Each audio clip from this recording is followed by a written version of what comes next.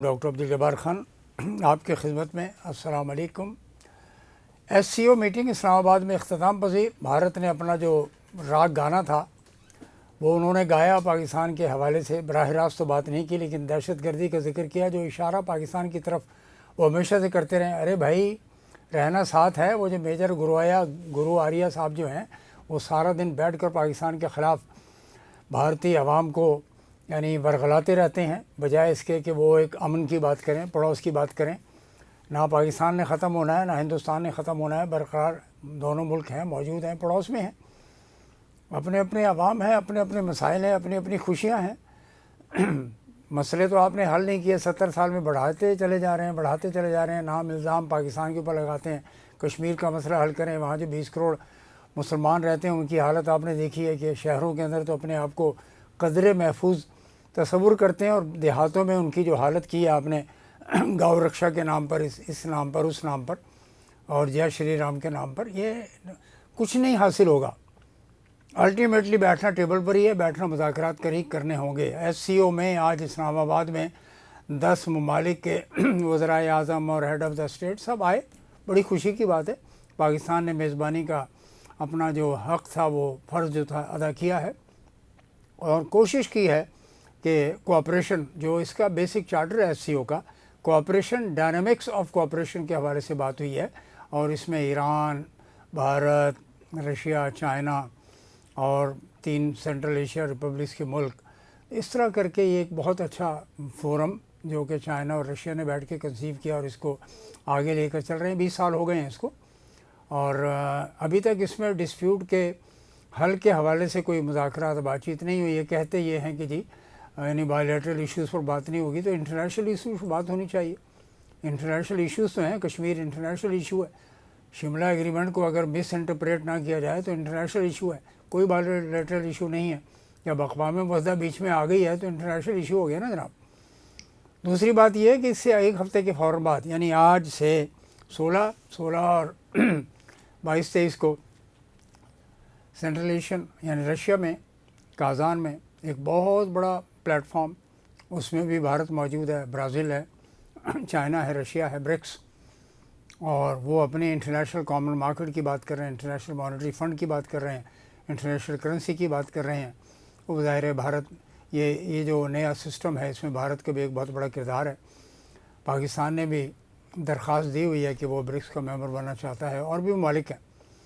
تو یہ 2 plate form مل کر گلوبلی اسپیکنگ یہ الائیڈ جو کنٹریز ہیں یورپ کے جو اس کے ساتھ ہیں، امریکہ کے، ہر پھڈے میں وہ ساتھ ہوتے ہیں ایک دوسرے کے، تو ان کے لیے چیلنج ہے. یقیناً چیلنج ہوگا. پیٹرو ڈالر سعودی عربیہ اس برکس کا حصہ ہے، اور الٹیمیٹلی UAE، کویت جو دیگر پیٹرولیم پروڈکٹس کے ملک ہیں وہ بھی اپنا ایک کردار اور اپنی پوزیشن رکھتے ہیں.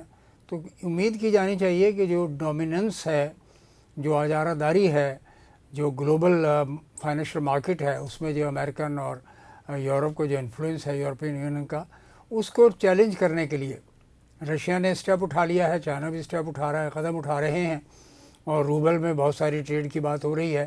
اور رشیا نے تو پاکستان کی نیوی کے ساتھ ایکسرسائز بھی شروع کی ہوئے ہیں جو بھارت کو یقیناً ناپسند ہے کہ یہ کیا ہو گیا ہے. تو جناب گلوبل سسٹم میں، گلوبل کمیونٹی سسٹم میں ایک دوسرے کے رسپیکٹ، ایک دوسرے کی عزت، ایک دوسرے کے ساتھ مسائل کا حل تلاش کرنا ہی جیو اور جینو دو کی پالیسی اختیار کرنا ہوگی. ابھی تک تو 70-75 سال سے نہ کشمیر کا مسئلہ حل ہوا ہے بلکہ پیچیدگیاں بڑھی ہیں.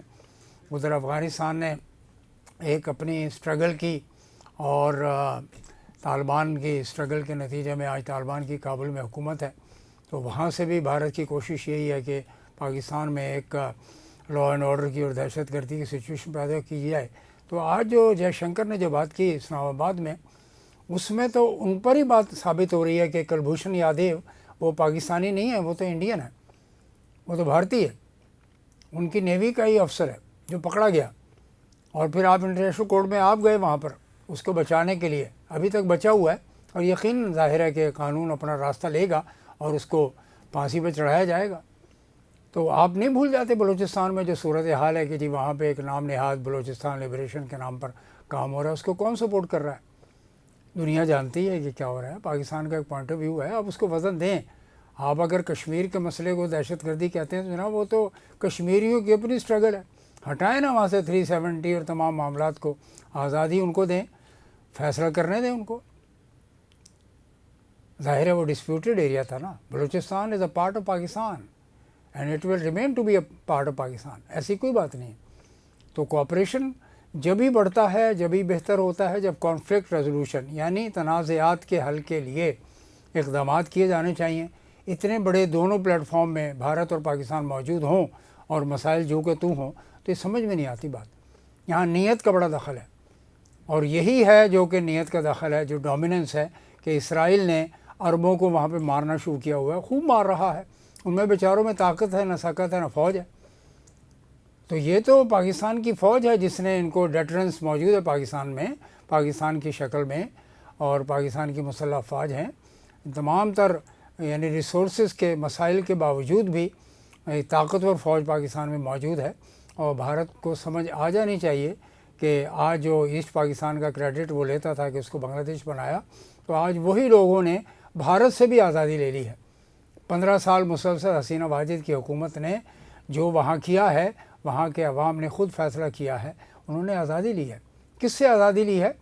حسینہ واجد سے آزادی لی ہے، لیکن دراصل وہ مودی کی ہی انفلوئنس تھا، ہندوستان کا انفلوئنس تھا بنگلہ دیش پر، اور انہوں نے آزادی۔ آج بھی اکنامک یعنی مسلسل ایکسپلائٹیشن اور پریشر اور بلیک میلنگ کر رہا ہے بھارت، کبھی بجلی کے فنڈنگ کے حوالے سے، کبھی ڈیزل اور پیٹرول کی جو پائپ لائن بچھائی جانے کا پروجیکٹ ہے، یعنی بنگلہ دیش سے گزر کر، وہ آپ نے روک دیا اور اس پر بھی آپ پریشر ڈالے ہوئے ہیں، مسلسل دباؤ ڈال رہے ہیں۔ نہیں، بھارت کو چاہیے کہ ریجنل بلی کے بجائے، ریجنل ہیجمنی کے بجائے ایک ریجنل پیس اینڈ آرڈر، بہت بڑا ملک ہے، اس میں کوئی شک ہی نہیں ہے کہ بھارت ایک بہت بڑا ملک ہے، اور جتنا بڑا ہوتا ہے اس میں اس کا دل بھی بڑا ہونا چاہیے، اس کے جو ڈائنمکس ہیں وہی مختلف ہونے چاہیے چھوٹے ملک کے مقابلے۔ کہاں مالدیپ، کہاں سری لنکا، بھوٹان، نیپال، لے دے کر یہ سارک میں 3 ہی ملک ہیں بڑے، پاکستان، انڈیا اینڈ بنگلہ دیش۔